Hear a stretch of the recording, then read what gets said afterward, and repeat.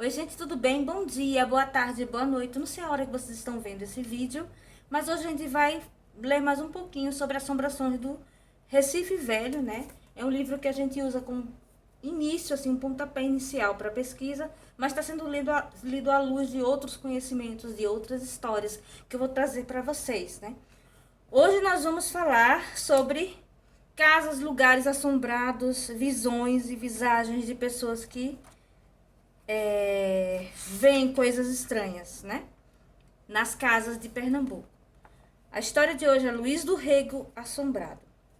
Foi de Carlo Porto Carreiro que um recifense, hoje de idade provecta, mas de inteligência ainda moça, ouviu essa história sobrenatural, que teria ocorrido no Recife dos primeiros anos do século XIX.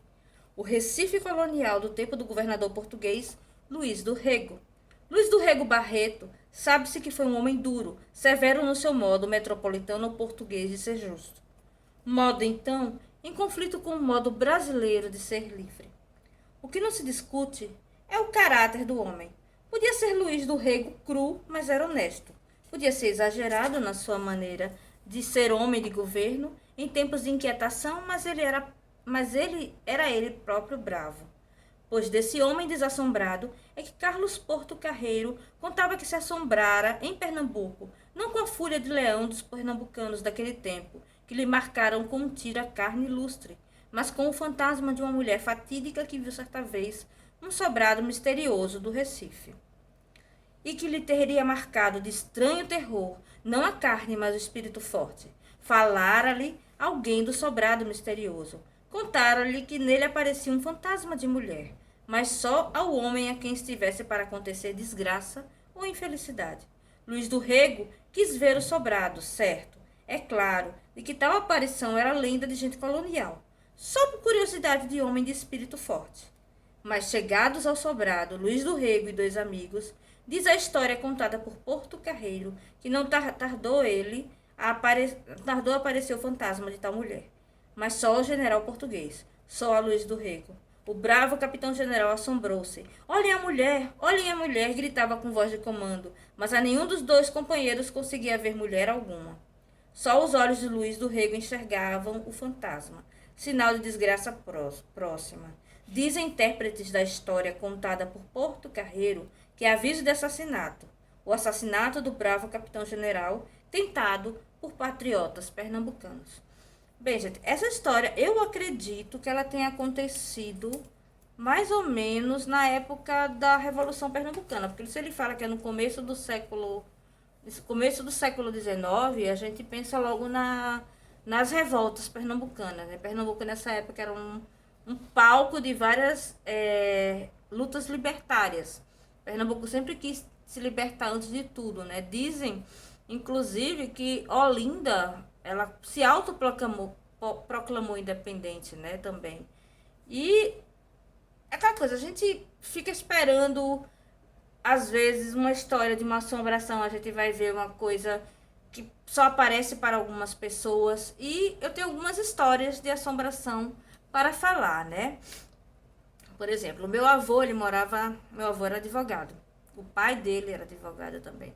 Então eu vou fazer uma analogia da casa do meu avô com a faculdade de Direito do Recife. Meu avô ele morava na Avenida Rosa e Silva, ali tinha um monte de casas grandes e meu avô morava numa região que é perto do Extra 24 horas atualmente. Tem um posto de gasolina que fica quase de frente para o Extra e era a casa do meu avô. Era uma casa muito grande que eu não tive a oportunidade de conhecer porque meu pai, ele era o mais novo dos irmãos e meu pai teve filho muito tardio. Eu fui a primeira e única filha dele e eu nasci depois de quase 20 anos de casados dos meus pais. Então, praticamente, essa casa eu não cheguei a ver e não conheci os meus avós também, que faleceram antes. Mas a minha tia, que era minha madrinha, ela me contava as histórias das assombrações da casa. Que era assim, a parte de cima da casa, o último andar, eram os quartos. De um lado, o quarto dos filhos homens e do outro quarto, do lado, o quarto das filhas mulheres. E aí, quando a pessoa queria ir ao banheiro ou na cozinha beber um copo d'água, teria que descer para os pisos inferiores. Aí a minha madrinha me contava que quando ela descia para o banheiro ou para a cozinha, ela escutava como se fosse uma cortina de teatro abrindo de uma vez e uma cantoria desafinada, né? É claro que toda vez que isso acontecia, eles saíam correndo e voltavam para a cama. Dos meus tios, tem uma outra história que eles viram meu tio também descendo sozinho para ir no banheiro, sei lá, na cozinha. Ele escutou um homem com a voz bem alta, assim, uma pancada, pá, na porta aí. Um homem falando bem alto: cadê o meu relógio? Ele saiu correndo que nem um doido, voltou pro quarto e se enfiou debaixo da cama. E outro tio meu também viu uma vez uma mão de sangue estampada na parede. Deve ser uma coisa linda. Você tá indo no banheiro, já tá com medo. Aí quando você chega no meio do caminho e encontra uma coisa dessas, eu acho que não deve ser muito. Não deve ser muito animador, não, né? Pronto. E meu avô, ele era advogado, né? Ele morava nessa casa que ficava na Rosa e Silva. E o meu bisavô, ele foi reitor da Faculdade de Direito. Tanto que o nome da praça da Faculdade de Direito é o nome do meu bisavô, Adolfo Cirne. Tem um salão lá dentro da faculdade que tem vários retratos de pessoas, dos reitores, né, dos antigos reitores, e tem um retrato do meu bisavô lá. Então, a faculdade de Direito é um negócio muito antigo. Acho que eu já contei para vocês a história do vulto que eu vi lá na faculdade de Direito, que me assustou demais, assim, que eu estava levando os amigos para conhecer uma parte do telhado da faculdade, entrando por uma escadaria meio abandonada que tinha lá, e eu freiei, parando assim, achando que era uma pessoa, mas não era uma pessoa, e eu saí correndo, claro. Quem não corre quando vê uma coisa dessas, não é mesmo?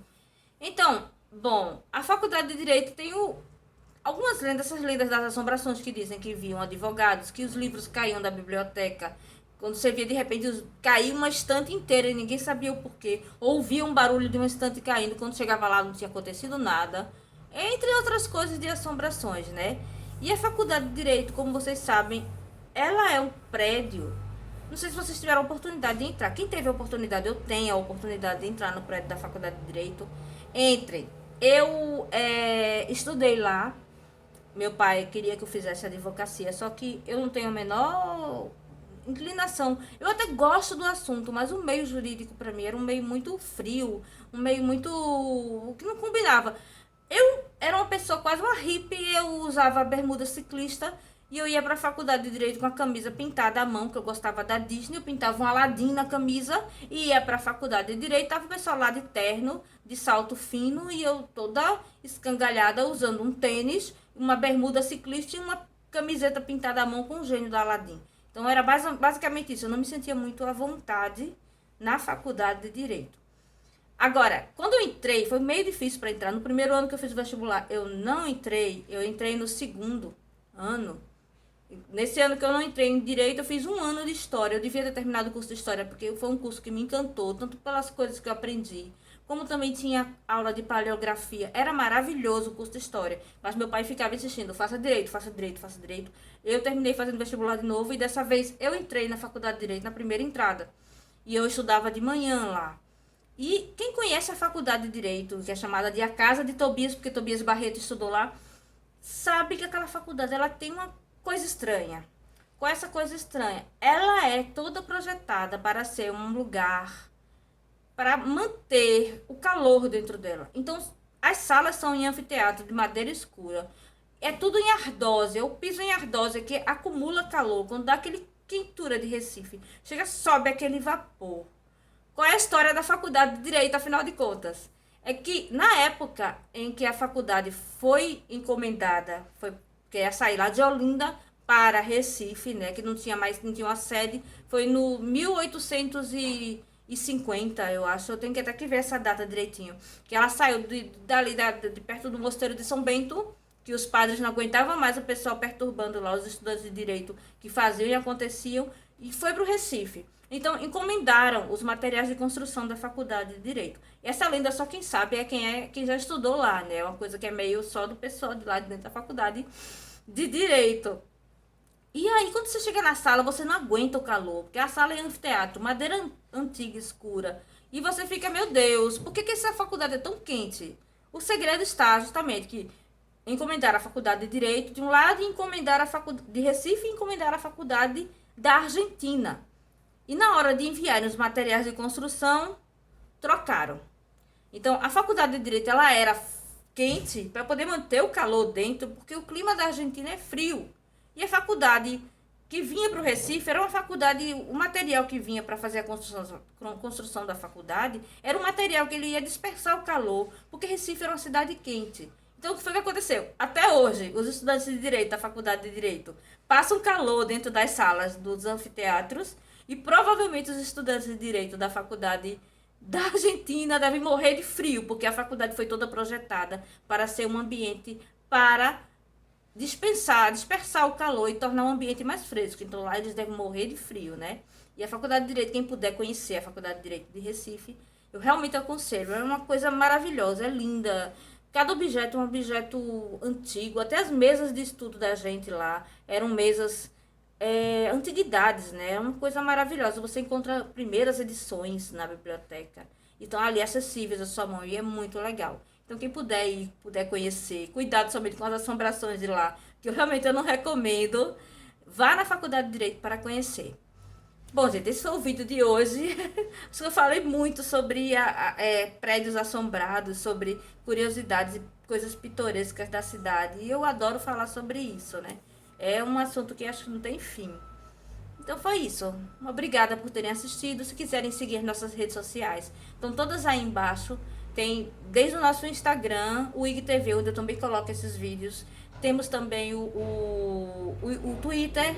Temos a fanpage, né? E eu posto sempre coisas diferentes nas redes sociais, né? Cada rede social tem uma coisa diferente.